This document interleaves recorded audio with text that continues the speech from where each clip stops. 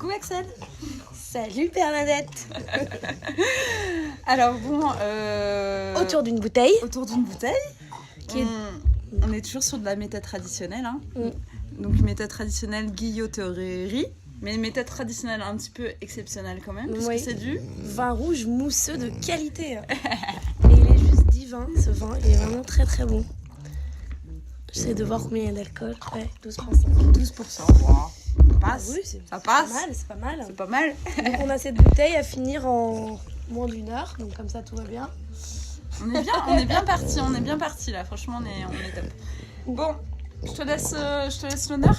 Ok, je tire donc au sort parmi nos sujets pour notre premier sujet de notre premier podcast. Je suis un peu excitée quand même. Numéro 5. Le numéro 5, il va faire la fête. Ah, c'est quand même pas mal, je trouve, pour commencer. Franchement, c'est pas mal pour commencer.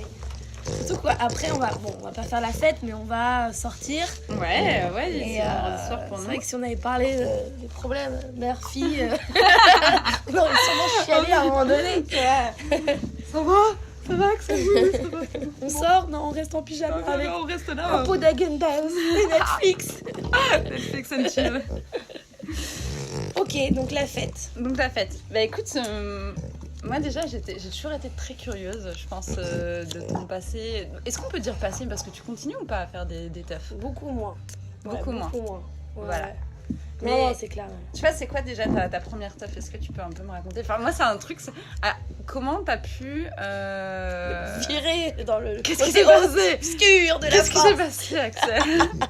Qui t'a emmené? Non, parce que moi, ça me semble fou, tu vois. Enfin, j'ai d'abord, il y a eu... beaucoup de proches là-dedans, mais j'ai jamais expérimenté, du coup... D'abord, il y a eu la musique. Enfin, d'abord, il y a eu un garçon. Il y a eu un garçon. Et j'étais pas folle amoureuse, mais voilà. Et j'étais jeune, hein, j'avais 15 ans. Et il m'a fait découvrir l'électro. Il m'a fait découvrir la hard-tech, hardcore, j'aimais moins, speedcore, tout ça, j'aimais moins, mais bon, voilà. Et ensuite, il m'a dit, viens, on va au Gibus, qui est une boîte de nuit à Paris.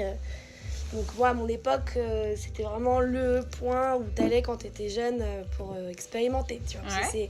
Oui, parce que tu fais ce que tu veux dans cette boîte. Et ça, c'est une grosse différence qu'on a entre nous deux, c'est que moi, je suis venue sur Paris bien plus tard, en fait. Ouais, enfin, moi, j'ai pas du tout grandi sur Paris, ouais. donc j'ai pas cette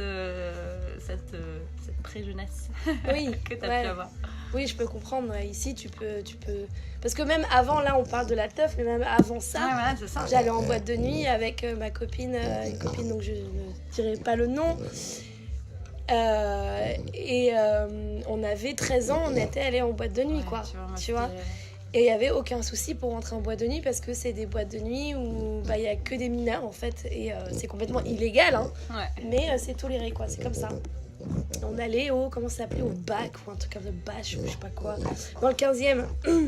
Et donc là, tu voyais des garçons, parce que nous on avait 13 ans, mais t'imagines un garçon qui a 13 ans, il y en a, il faisait vraiment, il faisait 11 ans quoi. Des fois c'était choquant bébé. En fait. Et puis de temps en temps t'avais des plus vieux, genre des mecs de notre âge maintenant, ou même des mecs de 50 ans. Alors là évidemment on partait en courant, mais voilà, donc il y avait beaucoup de risques en fait. Mais on était 2 copines et tout, enfin bref, ça c'est peut-être moins intéressant, tu vois. Mais ouais, donc la teuf, j'ai découvert la musique, j'ai beaucoup aimé, j'écoutais. Et ensuite, on est allé en soirée.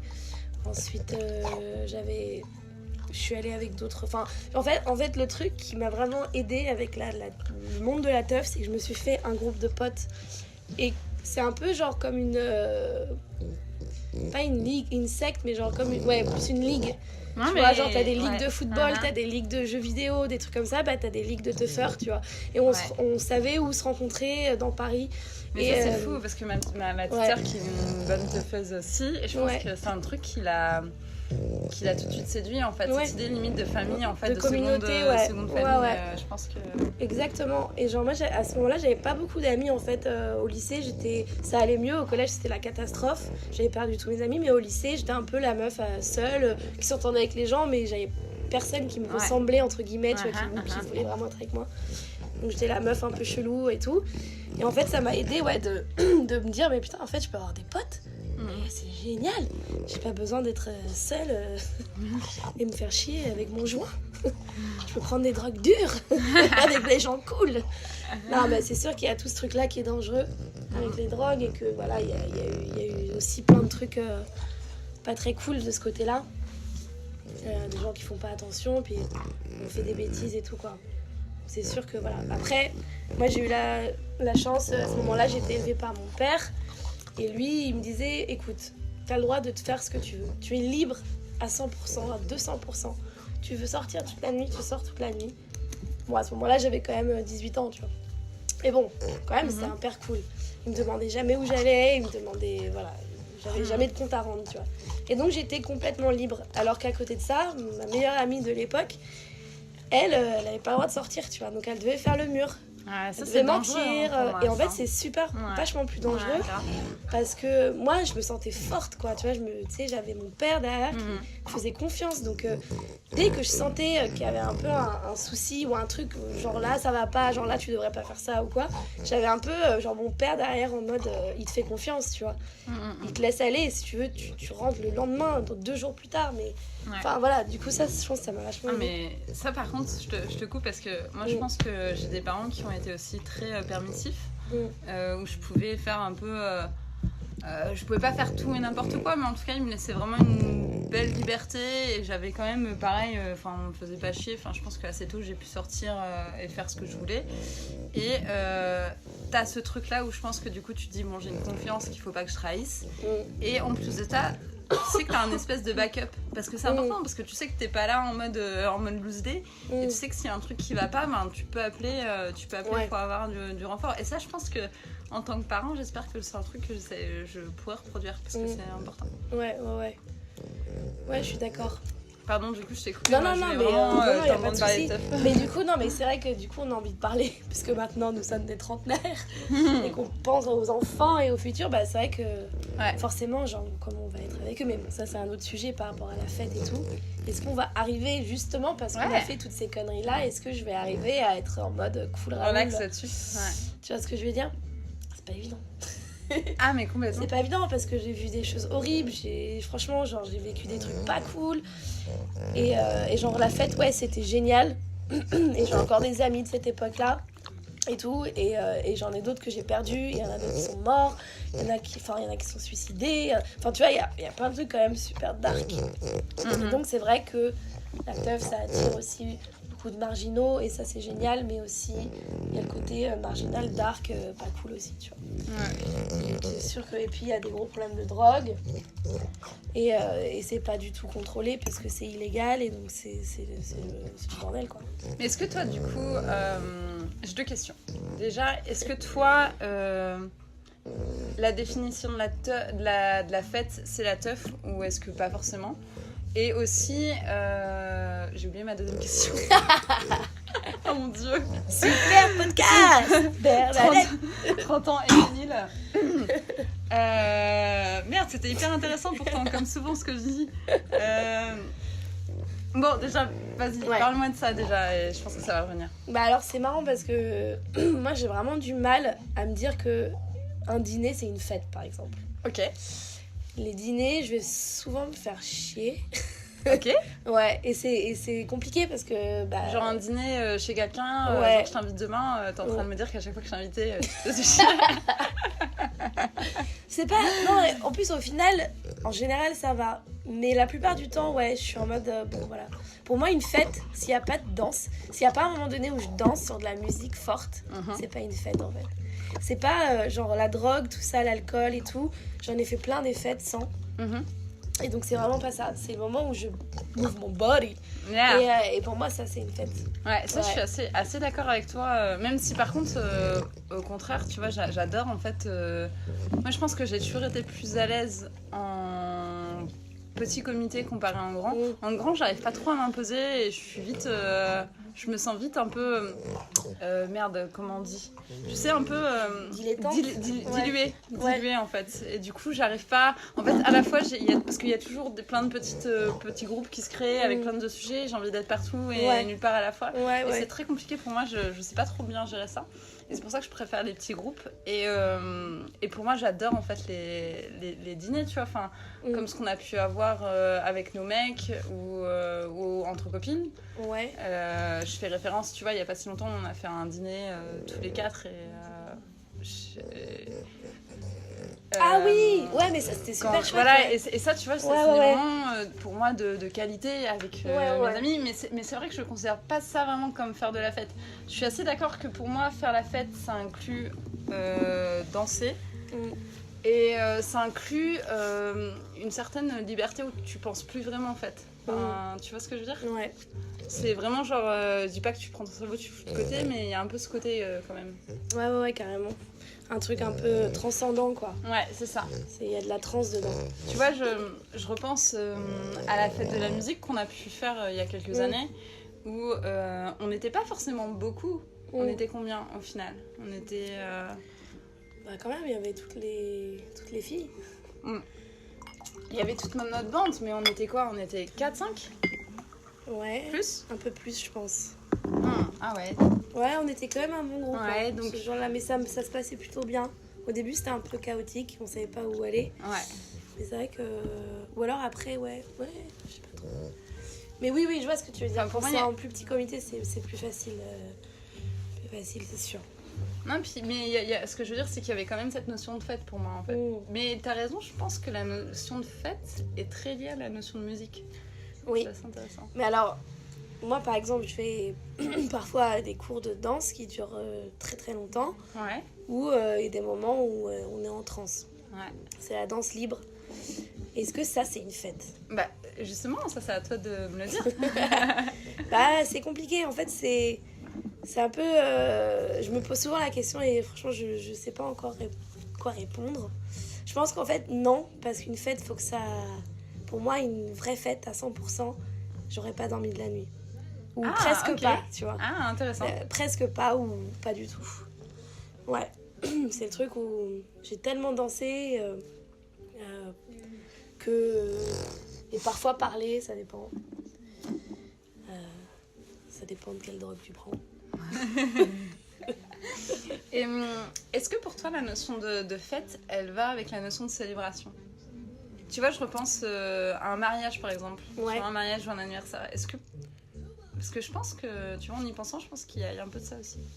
Ouais, c'est possible, ouais. Et d'ailleurs, c'est marrant parce que quand c'était devenu trop un truc que je faisais comme un hobby, et ben en fait, ça me détruisait. J'étais vraiment pas bien.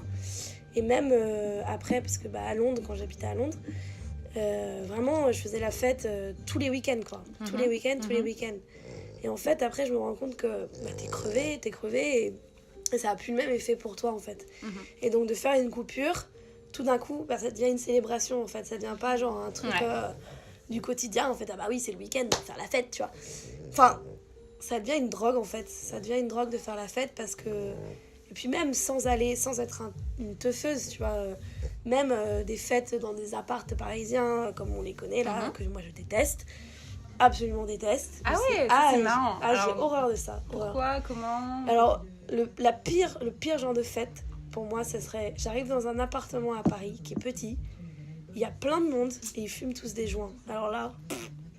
Et puis, ils sont pas encore bourrés parce que d'abord, ils fument des joints, puis après, ils vont être mal parce qu'ils auront mélangé. Et ça, c'est le truc. Et il n'y a pas de musique. Alors là, il n'y a pas de musique en plus. Là, ça, c'est le truc... je rentre et je l'ai fait une fois. Une des dernières fois où ça m'est arrivé, en fait, je suis rentrée et je suis ressortie direct. J'ai fait à ma pote, je suis désolée, là je reste pas en fait, je m'en vais tout de suite quoi, genre c'est pas possible. Déjà quoi qui t'angoisse, c'est le fait qu'il n'y ait pas de musique. Il n'y a pas de musique, il y avait de la lumière genre super hard sur la tête des gens, enfin il y a rien. En fait, une fête, il y a un contexte quoi, tu vois. T'as envie que les gens ils soient transcendés, qu'ils soient dans un contexte qui est favorable à cette transe, donc il faut de la lumière cool, il faut de la musique cool, il faut des gens, s'ils sont costumés et tout ça, enfin ça fait les meilleures fêtes, tu vois. Et de mettre de l'attention, d'une intention. Mais est-ce que tu crois que c'est de l'attention ? Enfin, il y a... Attention, je vais faire l'avocat du diable. Est-ce que tu crois pas que du coup il y a un côté un peu artificiel en fait du coup quand on parle de fête? Parce que non. Non, je refuse. Je refuse parce que c'est comme si tu disais ah bah le théâtre c'est artificiel. Bon oui, c'est sûr que c'est pas la vraie vie, mais c'est vraiment pas la vraie vie. Si c'est en face. Je pense que ça déclenche d'autres choses. Bah ouais, en fait. Sont pas déclenchées autrement. Ouais, c'est le monde du divertissement quoi. Donc c'est le théâtre, ça peut être soit divertissant ou soit ça te fait penser à des concepts importants et des trucs comme ça, tu vois. Le chien il est trop relou. Ah bah écoute, je pense que non mais il dort debout en plus. Jackson, ça sera notre mascotte. C'est chiant quand même. Mais ouais, en fait j'ai trop de trucs à dire avec la fête. C'est terrible, c'est dingue. Non, vas-y, je pense qu'en effet, oui. Bon bah là, si j'ai des potes qui m'entendent, tout le monde va savoir qui c'est à qui parle. Mais à Londres, avec un groupe de potes, on a fait des fêtes. Et en fait, on s'est rendu compte, mais au lieu de faire des soirées comme ça, un peu à l'arrache, si on faisait des vrais trucs, un vrai festival en fait, avec tout mélangé.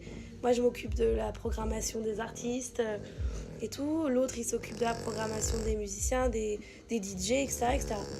Et en fait, on a organisé des festivals. Et genre, ça s'est super bien passé.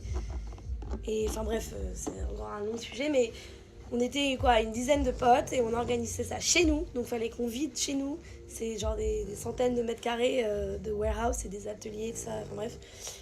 Et en fait, au fur et à mesure, on a eu beaucoup de monde.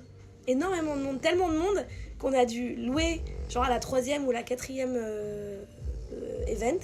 événement, on a dû louer des toilettes, genre des toilettes comme dans un festival. On a dû employer de la sécurité. Enfin, des trucs de ouf, quoi. Genre, on pensait pas du tout que ça arrivait là. Et en fait, bah, c'était le bouche à oreille et ça a trop bien marché. Pourquoi ? Parce que on a fait super gaffe à tout, genre à tous les détails. C'était sur donation, mais par exemple, on fabriquait des pins, des tampons, des petits objets et tout, qu'on donnait aux gens. Genre, si tu donnais 5 pounds, t'avais ce petit tampon. Si tu donnais 10 pounds, t'avais ça. Sinon, t'avais une boisson. Sinon, t'avais... Voilà, on faisait attention, mais genre du début jusqu'à la fin, tu vois, de la soirée. Et je pense que ça change tout, tu vois. Le fait que t'es dans une fête où genre il y a de la performance, il y a des gens qui dansent. Après, tu vas dans l'autre salle, il y a genre un DJ électro hard. Après, tu vas dans une autre salle encore, c'est une expo tranquille avec des gens qui dessinent avec une nana ou un mec à poil au milieu qui font du live drawing. Genre, bah ouais, ça c'est une vraie fête, tu vois, c'est trop. Enfin, tu sors du truc, le lendemain, tu te dis putain, bah celle-là, je m'en souviendrai, quoi, tu vois, c'était cool, quoi.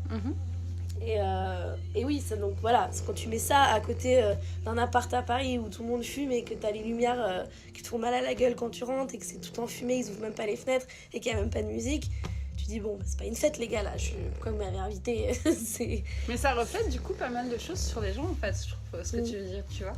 Dans quel sens ? Déjà il y a deux choses en fait, mais cette fois-ci je m'en souviens, c'est que je trouve ce que tu décris, il y a un côté un peu cérémonial. Vraiment, tu vois, la préparation, etc. Il y a quelque chose vraiment de l'ordre de la cérémonie. Et je trouve que tu décris un truc où on voit l'état d'esprit dans lequel les gens peuvent se trouver. Tu vois, est-ce que tu crois pas que ces mecs qui font la fête, enfin qui essayent de faire une fête dans Paris avec des lumières hyper fortes, etc., machin, et il n'y a pas de musique, etc., ça veut dire des choses sur leur personnalité aussi, en fait. Bah, ça oui. C'est intéressant, c'est un truc sur lequel j'aimerais bien que tu me dises un peu ton avis. C'est à quel point quand tu organises une fête, ça reflète ce que tu es dans le moment en fait. Bah oui, je pense. Déjà, le coup d'être enfermé dans un appart à fumer des joints. Parce que moi, je déteste les gens qui fument des joints. Parce que j'ai été là-dedans et que je déteste ça. Donc il y a aussi ce problème-là pour moi, c'est que si tu fumes des joints, déjà tu peux pas faire la fête en général. C'est très très rare les gens qui sont bien, vraiment bien quand ils fument des joints. Il n'y en a pas beaucoup.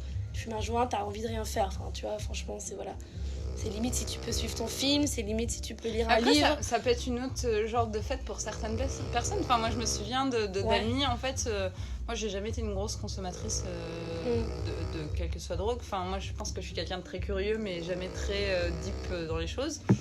Et Je pense que...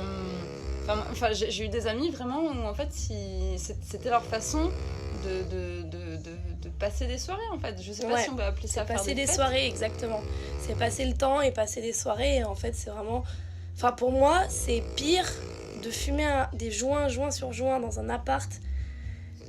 C'est pire ça pour moi que être une teufeuse qui se déplace, qui va dans la forêt, qui va prendre une drogue dure ou des champignons ou des je sais pas quoi et qui va être dans de la musique et qui va danser et qui va... Est-ce que tu peux un peu m'expliquer du coup la différence pour toi, etc. Bah, la différence, c'est qu'il y en a un où t'es actif et l'autre complètement inactif pour moi, selon moi. Et au final, pour moi, moi je fonctionne carrément mieux dans l'activité, tu vois. Et être inactif, c'est juste... tu crées rien de ça, quoi. Enfin, il y a... Et puis aussi, il y a une autre différence, c'est qu'en teuf, il y a quand même des gens qui organisent la teuf. Bon, et des gens qui mettent beaucoup d'efforts là-dedans, mine de rien. Ça coûte beaucoup d'argent et tout. Et qui cherchent le lieu et qui risquent leur vie, leur passion, leur tout, enfin, avec les flics et tout. Alors que dans ton appart, bah, juste, ça peut devenir... Non, mais t'es dans ton appart. Enfin, tu crois pas que t'as un certain contrôle, en tout cas, illusion du contrôle, en fait. Contrairement à quand tu vas en teuf, où tu te dis, faut quand même... Enfin, moi, je trouve, c'est oser de faire des choses, tu vois, de partir en teuf, parce que tu sais souvent pas où est-ce que tu vas, en fait. Enfin, t'as souvent la location au dernier moment. Ouais. Et c'est un gros inconnu. Enfin, moi quand j'entends parler, que ce soit ma sœur ou alors les brefs choses que tu as pu m'incontrer, j'ai l'impression que c'est assez différent à chaque fois. C'est l'aventure. C'est la grosse aventure. C'est l'aventure. Bah oui, c'est ça qui est cool. Mais après c'est peut-être parce que moi, c'est des choses que j'ai jamais fait. Du coup, je m'imagine tout un espèce de. Non, mais il faut qu'on y aille ensemble. Mais il faut carrément qu'on aille en teuf. Il n'est jamais trop tard. Mais en plus, ça fait longtemps que je suis pas allée. Ce serait super d'y aller. Ouais, franchement, c'est super. On s'amuse. Faut pas aller avec n'importe qui. Enfin, je veux dire, faut pas aller à n'importe quel teuf de n'importe qui, parce qu'il y a des gens qui plus ou moins soignent leur teuf, tu vois. Moi, je préfère quand c'est mieux soigné quand même, quand il y a un peu d'amour dedans. Mais non, je sais pas. Moi, j'ai que des mauvais souvenirs d'être là dans des apparts à fumer des ouinges. Genre, ouais, on va faire la fête, on va passer la soirée ensemble. On faisait des trucs, genre des jeux, tu sais, les jeux d'alcool. Il y a des jeux aussi de fumette. Pareil, ouais. Putain, mais j'ai pas c'est horrible. Un truc, moi, ou quoi. Non, mais ça, c'est horrible. Ça veut dire que t'es tellement défoncé que tu te souviens même pas comment je t'appelle, quoi. Genre, t'es là... Non, je t'assure, le THC, c'est vraiment une drogue... C'est pas une drogue douce, quoi. Et je sais pas, moi, j'ai toujours que des bons souvenirs de fumer, mais c'est vrai que pour moi, j'ai du mal à l'associer à vraiment la fête. Pour moi, c'était plus des bons souvenirs que j'ai entre potes. Et c'est un peu ce qu'on disait avant, où c'est plutôt du... J'ai envie de dire du bourdage, mais il y a un truc hyper sexuel quand je dis ça. Mais... Ah, en anglais, bonding. Voilà, c'est vraiment du... Ouais. Genre, tu lis, en fait. Ouais. Tu lis avec les gens, tu vois. Enfin... Après, j'ai fait aussi... pas que des joints, tu vois, où vraiment... Où je pense que rien que... Je sais pas si t'as fait du volcano. Où en fait, vraiment, c'est vraiment que du... Ouais, vas-y, oh là là. Vous n'avez pas la terre, chers téléspectateurs, mais là, on est en train de quasiment finir la bouteille. Est-ce qu'on finit ou pas là ? Presque. Est-ce qu'on fait un petit bruit quand on finit la bouteille, genre... Bah là, tu peux rôter vu qu'il y a des bulles. Ah, il y a des bulles, on a le droit de rôter en disant, bah c'est pas moi, c'est les bulles. Mais où j'avais pas du tout la même sensation. Et même si je pense que j'associe pas ça à de la fête, j'associe ça encore une fois à un certain lien avec des gens. Et ouais. Enfin, je me souviens. Oui, ouais, ça je peux comprendre. Et il y a une certaine euphorie aussi. Contrairement, c'est vrai que le joint, moi je trouve que ça t'endort vraiment et du coup ça t'incite pas à la fête. Mais par contre, un volcano, ça te met dans une certaine euphorie. Je me souviens être partie après en fait, après avoir fait du volcano. Alors pour ceux qui ne savent pas c'est quoi le volcano, pour expliquer vite fait, en fait c'est vraiment... donc on a des têtes de bœufs directement... mince, comment on appelle ça en français ? Comment en anglais ? Même en anglais, j'ai plus le mot. Tu vois, là, c'est comme un bang, mais il n'y a pas d'eau. C'est comme un bang, voilà. Le truc, il brûle. Non, je sais plus s'il brûle. Il brûle de en dessous. Voilà, en fait, du coup, c'est de la vapeur. Ça crée de la vapeur de THC. On n'a pas du tout de fumée, en fait. Ouais, il n'y a pas de carbone. Il n'y a pas de carbone. Voilà, c'est ça. C'est exactement ça. Ce qui fait en fait quelque chose d'extrêmement doux à l'inhalation et qui font pas du tout pour moi, une fois de plus c'est pour moi, les mêmes effets qu'un joint en fait. On n'est pas du tout sur la même chose. C'est clair. Il n'y a pas de tabac mélangé, c'est pas les mêmes sensations, c'est vraiment pas la même chose. Et du coup, moi je me souviens de partie danser justement après des soirées comme ça, après avoir fait du volcano. Ouais. Bah ouais.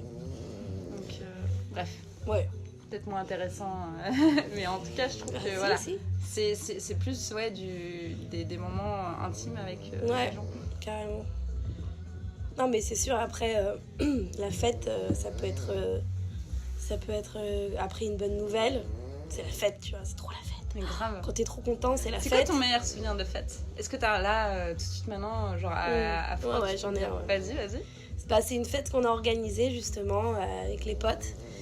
Et le thème, parce qu'on prenait des thèmes pour chaque soirée.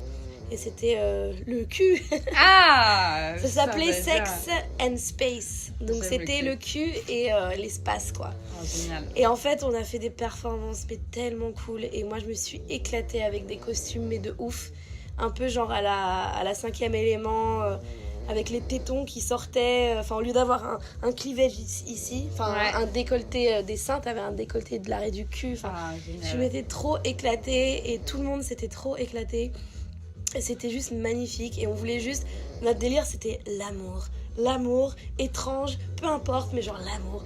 Et tout le monde a vraiment, ça a trop marché. Il y avait des gens qui baisaient à 6h du mat. Mon pote qui me dit, bon bah voilà, il y a des gens qui sont en train de baiser là, d'autres ici, d'autres là-bas. Donc je pense que ça a fonctionné. Mais et oui, on avait des capotes, on avait des trucs, c'était trop cool et c'était génial et elle était trop bien.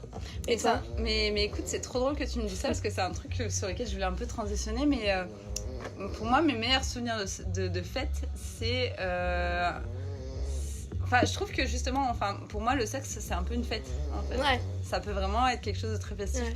Et je pense que mon meilleur souvenir de fête, c'est à Londres où une fois je sortais en boîte et c'était genre génial, etc. Il y avait de la bonne musique, etc.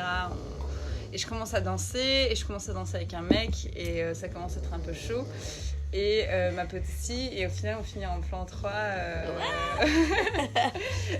avec ce mec qui était extrêmement beau et extrêmement cool. Et ma pote et je pense que c'est ça. Et en fait c'était un peu comme si la fête ne s'unissait pas en fait. Et ça c'était plutôt cool. Et je pense que j'ai un très bon souvenir de ça en fait, de fêtes qui se finissent par du sexe. Et pour moi c'est un peu genre la continuité de la fête, parce que pour moi le sexe c'est quelque chose de très drôle et c'est pour ça que je veux t'en parler tout le temps de sexe, c'est parce que pour moi c'est quelque chose d'extrêmement ludique et c'est une sorte de fête. Et pas tous les sexes, tous les sexes qu'on peut avoir, mais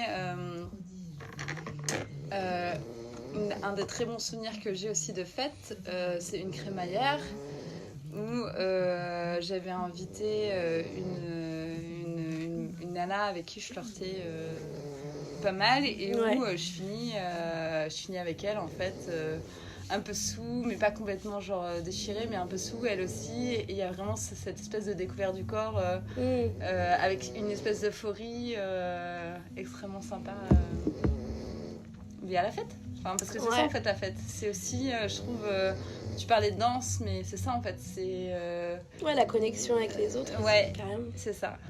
Bref, on se fait des amis, Après, les gens, ils disent souvent oui, mais tu fais jamais vraiment des vraies rencontres en soirée. Ça veut dire quoi, des vraies rencontres ? Exactement. Genre, ça veut rien dire. C'est un peu... on a pu avoir cette discussion, tu vois, où on s'approche du lien sans... il n'y a pas d'enjeu, en fait, derrière. T'es dans l'instant, et ça, c'est assez rare de pouvoir créer des moments avec des gens... connus ou pas connus, que tu connais ou pas connus, on ne parle pas du tout de célébrité, mais des gens où tu sais qu'il n'y a pas d'enjeu social.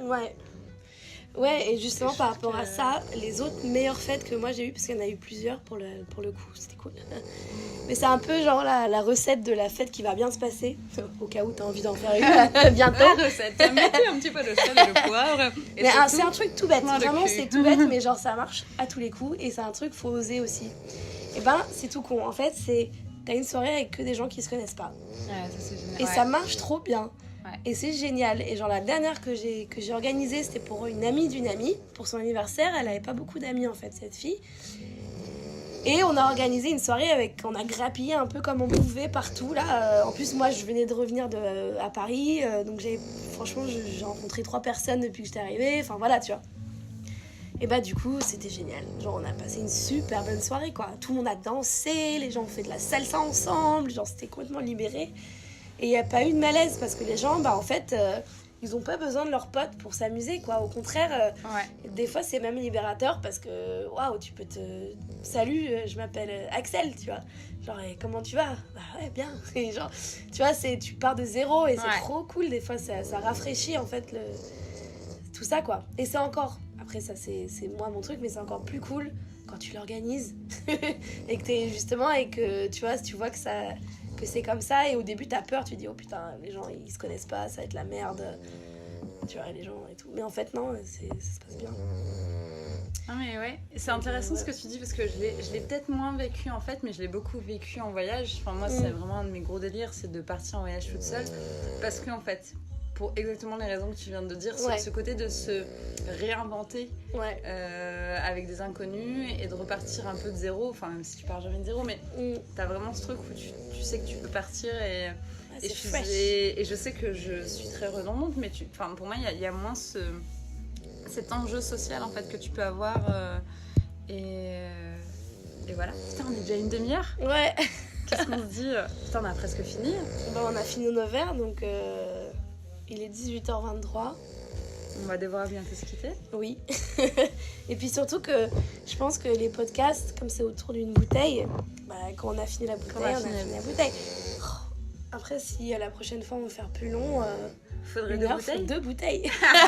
Hey, il y en a là-dedans. C'est mathématique. 1 plus 1. Ça fait 2. Bon. Et bien merci en tout cas.